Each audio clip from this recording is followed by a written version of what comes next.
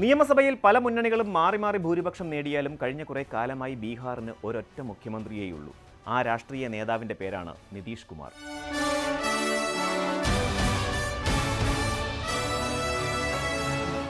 സോഷ്യലിസ്റ്റായി രാഷ്ട്രീയ ജീവിതം ആരംഭിച്ച് ദേശീയ രാഷ്ട്രീയത്തിൽ തിളങ്ങി പിന്നീട് ബീഹാർ രാഷ്ട്രീയത്തിൻ്റെ കടിഞ്ഞാൺ ലാലു പ്രസാദ് യാദവിൽ നിന്നും പിടിച്ചുവാങ്ങി ഇന്ന് ഇന്ത്യയുടെ ഭരണത്തെ നിയന്ത്രിക്കുന്ന ജനതാദൾ യുണൈറ്റഡ് എന്ന രാഷ്ട്രീയ പാർട്ടിയുടെ മേധാവിയായ നിതീഷ് കുമാർ. അധികാരത്തിനു വേണ്ടി ഒപ്പം നിന്നവരെ തള്ളിപ്പറഞ്ഞ് മറുപക്ഷം ചേരാനും പിന്നീട് യാതൊരു മടിയുമില്ലാതെ താൻ ചതിച്ച പഴയ ചെങ്ങാതിമാരോട് സഖ്യം കൂടാനും മടിയില്ലാത്ത നേതാവ്.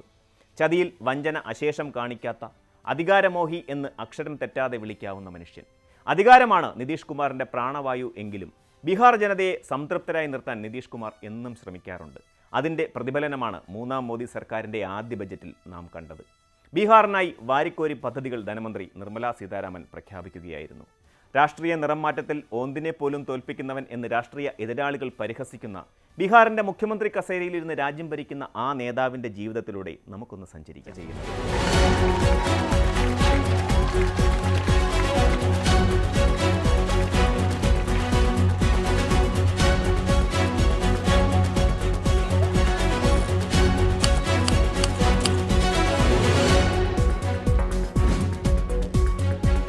ജയപ്രകാശ് നാരായണൻ്റെ പിന്തുടർച്ചക്കാരനായ സോഷ്യലിസ്റ്റാണ് നിതീഷ് കുമാർ. ഒരുപക്ഷെ ഇന്ത്യൻ ഇടതുപക്ഷത്തിൻ്റെ മുഖവും തലച്ചോറും ഹൃദയവും ആകേണ്ടിയിരുന്ന മനുഷ്യൻ. 2015 ഫെബ്രുവരി 22 മുതൽ ബീഹാറിൻ്റെ മുഖ്യമന്ത്രിയായി ഈ നേതാവുണ്ട്. അതിനു മുമ്പ് അടൽ ബിഹാരി വാജ്പേയി സർക്കാരിൽ കേന്ദ്ര റെയിൽവേ മന്ത്രിയായിരുന്നു.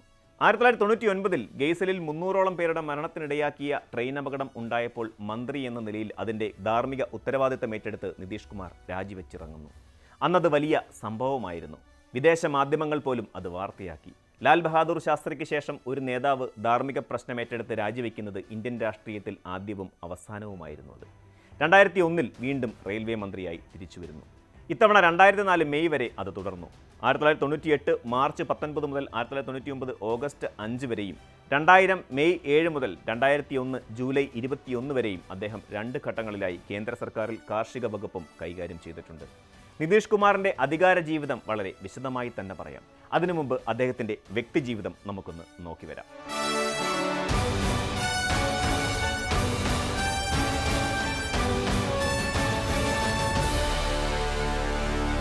ബീഹാറിലെ ബക്തിയാർപൂരിൽ 1951 മാർച്ച് 1 നിതീഷ് കുമാർ ജനിച്ചത്. അദ്ദേഹത്തിൻ്റെ പിതാവ് കവിരാജ് രാംലഖൻ സിംഗ് കുർമി കർഷക ജാതിയിൽപ്പെട്ട ഒരു ആയുർവേദ ചികിത്സകനായിരുന്നു. അമ്മ പരമേശ്വരി ദേവി നേപ്പാളിയും. നിതീഷിൻ്റെ വിളിപ്പേര് മുന്ന എന്നാണ്. പ്രാഥമിക വിദ്യാഭ്യാസത്തിന് ശേഷം നിതീഷ് 1972 ബീഹാർ കോളേജ് ഓഫ് എഞ്ചിനീയറിംഗിൽ നിന്ന് ഇലക്ട്രിക്കൽ എഞ്ചിനീയറിംഗിൽ ബിരുദം നേടി. പാതി മനസ്സോടെ ബീഹാർ സ്റ്റേറ്റ് ഇലക്ട്രിസിറ്റി ബോർഡിൽ അദ്ദേഹം ചേർന്നു. ഒരു സർക്കാർ ജീവനക്കാരനായി ഇരിക്കാനല്ല, സർക്കാരിനെ നയിക്കുക എന്നതാണ് തൻ്റെ ജീവിത ദൗത്യം എന്ന് തിരിച്ചറിഞ്ഞ നിതീഷ് പിന്നീട് ജോലി ഉപേക്ഷിച്ച് രാഷ്ട്രീയത്തിലേക്ക് മാറുകയും ചെയ്തു. 1973 ഫെബ്രുവരി 22 അദ്ദേഹം മഞ്ജുകുമാരി സിൻഹയെ വിവാഹം കഴിച്ചു.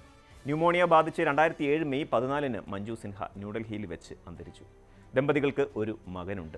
രാം മനോഹർ ലോഹ്യ, SN സിൻഹ, കർപ്പൂരി ഠാക്കൂർ, VP സിംഗ് എന്നിവരുമായി നിതീഷ് കുമാർ അടുത്ത് പ്രവർത്തിച്ചിരുന്നു.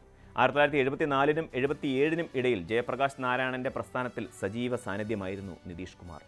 1994 ഇദ്ദേഹം ജോർജ് ഫെർണാണ്ടസുമായി ചേർന്ന് സമതാ പാർട്ടി എന്നൊരു പാർട്ടി ഉണ്ടാക്കി. 1997 ലാലുവിനെതിരെ കാലിത്തീറ്റ കുംഭകോണം പൊട്ടിപ്പുറപ്പെട്ടപ്പോൾ ജനതാദളിൽ ശരത് യാദവ് ഇടയുന്നു. ലാലു രാഷ്ട്രീയ ജനതാദൾ ഉണ്ടാക്കി വേറിട്ട് പോകുന്നു. പിന്നീട് 2003 ശരത് യാദവിൻ്റെ ജനതാദളും സമതാ പാർട്ടിയിലെ ബഹുഭൂരിപക്ഷം പേരും ചേർന്ന് ലയിച്ച് ഒരൊറ്റ പാർട്ടിയായതാണ് ജനതാദൾ യുണൈറ്റഡ് അഥവാ JDU. അന്നു മുതൽ ഇന്ന് വരെ JDU നേതാവാണ് നിതീഷ് കുമാർ. 1985 സംസ്ഥാന നിയമസഭയിലേക്കുള്ള നിതീഷ് കുമാറിൻ്റെ കന്നിയംഗം. ഹർനൌട്ടിൽ നിന്ന് സംസ്ഥാന നിയമസഭയിലേക്കുള്ള തൻ്റെ ആദ്യ തെരഞ്ഞെടുപ്പിൽ അദ്ദേഹം വിജയിക്കുകയും ചെയ്തു. 1996 ബീഹാറിൽ നിന്ന് തൻ്റെ ആദ്യ ലോക്സഭാ തെരഞ്ഞെടുപ്പ്. അതിലും വിജയം നിതീഷ് കുമാറിനൊപ്പം തന്നെയായിരുന്നു. 9 തവണയാണ് നിതീഷ് കുമാർ ബീഹാർ മുഖ്യമന്ത്രിയായി സത്യപ്രതിജ്ഞ ചെയ്തത്. ഇതിൽ 6 തവണ BJP സഖ്യത്തിലാണ് അദ്ദേഹം അധികാരത്തിലേറിയത്. 3 തവണയാകട്ടെ BJPയുടെ എതിർചേരിയിലുള്ള RJD സഖ്യത്തിലും. 2020 നിയമസഭാ തെരഞ്ഞെടുപ്പിൽ BJP സഖ്യത്തിൻ്റെ ഭാഗമായിട്ടായിരുന്നു നിതീഷിൻ്റെ മത്സരം. ഭൂരിപക്ഷവും കിട്ടി. എന്നാൽ മുന്നണിയിലെ പ്രധാന കക്ഷി BJP ആയിരുന്നു. എന്നാൽ ഭരണം നിലനിർത്താൻ നിതീഷിനെ തൃപ്തിപ്പെടുത്തിയേ തീരൂ എന്ന് പ്രധാനമന്ത്രി നരേന്ദ്രമോദിക്ക് അന്നും നന്നായി അറിയാമായിരുന്നു. മോദിയുടെ പ്രത്യേക താൽപ്പര്യത്തിലാണ് ബീഹാറിൽ BJP ഉപമുഖ്യമന്ത്രി സ്ഥാനം കൊണ്ട് അന്ന് തൃപ്തിപ്പെട്ടത്. JDU ഏറ്റവും വലിയ ഒറ്റക്കക്ഷി അല്ലാതിരുന്നിട്ടും നിതീഷ് കുമാർ മുഖ്യമന്ത്രിയായി. അങ്ങനെ അന്ന് 8ാം തവണ മുഖ്യമന്ത്രിയായി അധികാരമേറ്റ നിതീഷ് 2022 ഓഗസ്റ്റ് 9 മറുകണ്ഠം ചാടി. കോൺഗ്രസിൻ്റെയും RJDയുടെയും പിന്തുണയോടെ വീണ്ടും അദ്ദേഹം മുഖ്യമന്ത്രിയായി. 2022 ഓഗസ്റ്റിൽ JDU യോഗത്തിന് ശേഷം മുഖ്യമന്ത്രി സ്ഥാനം രാജിവെച്ച നിതീഷ് കുമാർ വൈകിട്ട് തേജസ്വി യാദവിനൊപ്പം ഗവർണർ ഫാഗു ചൗഹാനെ കണ്ട് സർക്കാരുണ്ടാക്കാൻ കത്തു നൽകുകയായിരുന്നു. അടുത്ത ദിവസം വീണ്ടും സത്യപ്രതിജ്ഞ. NDA സഖ്യം വിട്ട് മഹാഗഡ്ബന്ധൻ സർക്കാരിൽ മുഖ്യമന്ത്രിയായി സത്യപ്രതിജ്ഞ ചെയ്തതിന് പിന്നാലെ പ്രധാനമന്ത്രി നരേന്ദ്രമോദിയെ വെല്ലുവിളിച്ച് നിതീഷ് കുമാർ രംഗത്ത് വന്നിരുന്നു. മോദി ഇനി പ്രധാനമന്ത്രിയാകില്ലെന്ന് അദ്ദേഹം പറഞ്ഞു. 2014 അദ്ദേഹത്തിന് വിജയിക്കാൻ സാധിച്ചു. എന്നാൽ 2024 സാധിക്കുമോ എന്നതായിരുന്നു നിതീഷിന്റെ ചോദ്യം. എന്നാൽ ഈ വർഷം ജനുവരി അവസാനം കോൺഗ്രസ് RJD സഖ്യത്തിന്റെ മുഖ്യമന്ത്രി പദം രാജിവെച്ച് നിതീഷ് അന്ന് തന്നെ BJP സഖ്യത്തിന്റെ നേതാവായി 9ാം തവണ മുഖ്യമന്ത്രിയായുള്ള സത്യപ്രതിജ്ഞ ചെയ്തു. 2005 ശേഷമുള്ള ബീഹാർ നിയമസഭാ തെരഞ്ഞെടുപ്പിൽ നിതീഷ് എവിടെയോ ആ സഖ്യത്തിനായിരുന്നു വിജയം. വെറും 7 ദിവസത്തേക്കും ബീഹാർ മുഖ്യമന്ത്രിയാകുന്നുണ്ട് നിതീഷ്. 2000-ലാണ് അത് സംഭവിച്ചത്.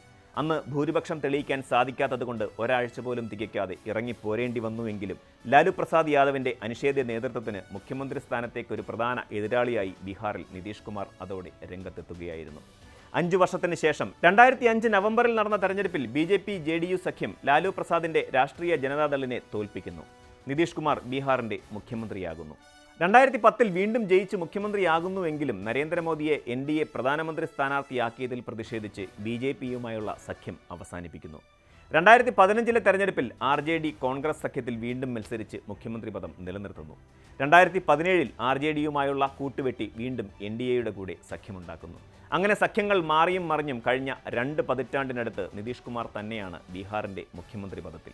നിതീഷ് തേജസ്വി കൂട്ടുകെട്ട് ബീഹാറിൽ 2 തവണയാണ് അധികാരത്തിലെത്തിയത്. 2015 നിതീഷിന്റെയും തേജസ്വിയുടെയും നേതൃത്വത്തിലുള്ള ആദ്യ മഹാസഖ്യ സർക്കാർ അധികാരത്തിലേറിയത്. 2017 RJDയുമായുള്ള സഖ്യം ഉപേക്ഷിച്ച് നിതീഷ് BJPയുമായുള്ള ബന്ധം പുനഃസ്ഥാപിക്കുകയായിരുന്നു. പിന്നീട് 2022 വരെയും ആ സഖ്യം തുടർന്നു. പിന്നെ വീണ്ടും തേജസ്വിക്കൊപ്പം സർക്കാരുണ്ടാക്കി. 18 മാസങ്ങൾക്ക് ശേഷം വീണ്ടും നിതീഷ് കളം മാറി. തേജസ്വിക്ക് മുഖ്യമന്ത്രി കസേരയിലുള്ള കണ്ണായിരുന്നു ഇതിന് കാരണം. തൻ്റെ പാർട്ടിയെ RJD പിളർത്തുമോ എന്നുപോലും അദ്ദേഹം കരുതി. വേണ്ടത്ര മുൻകരുതലുകൾ എല്ലാം എടുത്ത് അദ്ദേഹം കളം മാറുകയായിരുന്നു. അതാണ് നിതീഷ് മാജിക്. മോദി പ്രഭാവം ആഞ്ഞടിച്ച 2014 ലോക്സഭാ തെരഞ്ഞെടുപ്പിൽ BJP വിരുദ്ധ മുന്നണിയിലായിരുന്നു നിതീഷ്. അന്ന് മോദി ബീഹാർ തൂത്തുവാരി എന്നത് മാത്രമാണ് ഇതിനിടയിലെ ഏക തിരഞ്ഞെടുപ്പ് തിരിച്ചടി. ആ തോൽവിയിൽ മുഖ്യമന്ത്രി പദം നിതീഷ് രാജിവെച്ചു. പകരം വിശ്വസ്തനായ ജിതൻ റാം മാഞ്ചിയെ മുഖ്യമന്ത്രിയാക്കി. പിന്നീട് മാഞ്ചിയും നിതീഷും തെറ്റി. മാഞ്ചി പിന്നീട് നിതീഷിനെ വിട്ട് NDAയിൽ ചേക്കേറുകയും ചെയ്തു എന്നത് ചരിത്രം. ഗുജറാത്ത് കലാപത്തിന്റെ പേരിൽ അന്നത്തെ മുഖ്യമന്ത്രി നരേന്ദ്രമോദിക്കൊപ്പം വേദി പങ്കിടാൻ മടിച്ച വ്യക്തിയായിരുന്നു നിതീഷ്. അതുപോലെ മോദിയെ ദേശീയ തലത്തിലേക്ക് ഉയർത്താനുള്ള ശ്രമത്തിൽ പ്രതിഷേധിച്ച് NDA വിട്ടതും പഴയ ചരിത്രം. ബീഹാർ മുഖ്യമന്ത്രിയായിരിക്കെ നരേന്ദ്രമോദി സർക്കാരിനെതിരെ വിശാല പ്രതിപക്ഷ കൂട്ടായ്മ സംഘടിപ്പിക്കാനും ഇന്ത്യ സഖ്യത്തിന് രൂപം നൽകാനും മുന്നിൽ നിന്ന നേതാവായിരുന്നു നിതീഷ്. ഇന്ത്യ സഖ്യം നിലവിൽ വന്നതിന് പിന്നാലെ സഖ്യത്തിന്റെ പ്രധാനമന്ത്രി സ്ഥാനാർത്ഥിയായി നിതീഷ് എത്തുമെന്ന് പോലും രാഷ്ട്രീയ കേന്ദ്രങ്ങൾ കരുതി. എന്നാൽ ഏവരെയും ഞെട്ടിച്ചുകൊണ്ട് നിതീഷ് കോൺഗ്രസ് RJD സഖ്യം ഉപേക്ഷിച്ച് മോദിയെ പുൽകി. ഒരു രാജിക്കത്ത് നൽകി ബീഹാറിന്റെ മുഖ്യമന്ത്രി പദം ഉപേക്ഷിച്ച നിതീഷ് ഉടുപ്പ് മാറുന്ന ലാഘവത്തോടെ അന്ന് തന്നെ NDA മുഖ്യമന്ത്രിയായി സത്യപ്രതിജ്ഞ ചെയ്ത് അധികാരമേൽക്കുകയും ചെയ്തു. ഇക്കഴിഞ്ഞ ലോക്സഭാ തെരഞ്ഞെടുപ്പിൽ NDA സർക്കാരിനെ താങ്ങി നിർത്തുന്ന നിർണായക കക്ഷിയായി നിതീഷ് കുമാറിന്റെ JDU മാറി. നിതീഷിനെ തങ്ങളുടെ പക്ഷത്തെത്തിച്ച് മന്ത്രിസഭ രൂപീകരിക്കാൻ പ്രതിപക്ഷത്തെ ചില പാർട്ടികൾ ശ്രമം നടത്തുകയും ചെയ്തു.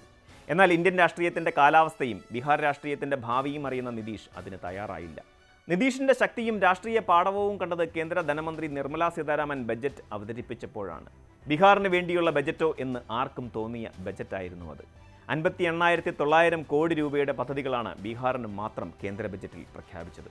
ബീഹാറിലെ ഹൈവേ വികസനത്തിന് 26,000 കോടി രൂപ കേന്ദ്ര ബജറ്റിൽ വകയിരുത്തി. ബീഹാറിൽ മെഡിക്കൽ കോളേജ് യാഥാർത്ഥ്യമാക്കാനും സഹായം നൽകുന്നുണ്ട്. ബീഹാറിൽ പുതിയ വിമാനത്താവളങ്ങളും റോഡുകളും നിർമ്മിക്കാൻ പ്രത്യേക പദ്ധതികളാണ് പ്രഖ്യാപിച്ചിരിക്കുന്നത്. അടിസ്ഥാന സൗകര്യത്തിന് ബീഹാറിന് കൂടുതൽ ധനസഹായം നൽകുന്നതായി ധനമന്ത്രി പറഞ്ഞു. ബീഹാറിലെ 2400 മെഗാവാട്ടിന്റെ ഊർജ്ജ പ്ലാന്റിന് 21,400 കോടിയാണ് പ്രഖ്യാപിച്ചിരിക്കുന്നത്. കേന്ദ്ര ബജറ്റോട് കൂടിയാണ് ഇന്ത്യൻ രാഷ്ട്രീയത്തിൽ നിതീഷ് എത്രമാത്രം സ്വാധീനം ചെലുത്തുന്നു എന്ന് വ്യക്തമാകുന്നത്.